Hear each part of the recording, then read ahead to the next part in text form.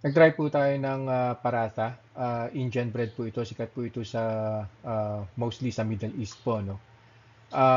This is in our search for a bread that would be yung pwede po para sa mga diabetic, no? So, tutuloy pa po natin yung search po natin, no? So, for this particular experiment, what we did, tinry po natin siya ng plain. So kung makikita nyo po dyan, nag-start po yung blood sugar level ko po at 95. Tapos after an hour, umakyat po siya ng 161. Tapos eventually bumaba po siya ng 130. Tapos in our hopes to, pa nag-add po ng fiber, baka sakaling ma-mask po yung blood sugar spike, no? Parang hindi eh.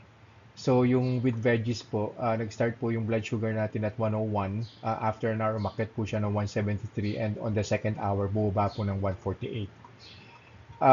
Siguro it has something to do with the cheese kasi yung veggies, inadan ko po siya ng cheese kaya ganun po yung naging spike po niya versus plain, no? Pero I'm not really sure. Pwede po kayo mag-research about it, no? Kung ano po yung naging epekto po niya, no?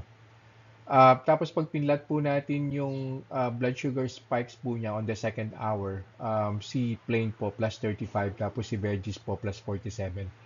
So, hindi po siya pwede, obviously. Sobrang taas po ng blood spike niya. So, tutuloy po natin yung search po natin. We'll see, yung sourdough nakapila po. Tapos, meron pa po tayong itatry na bread made of coconut flour at saka bread na made of almond flour.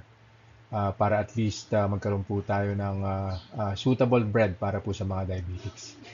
So, see you guys in the next vlog. Bye-bye.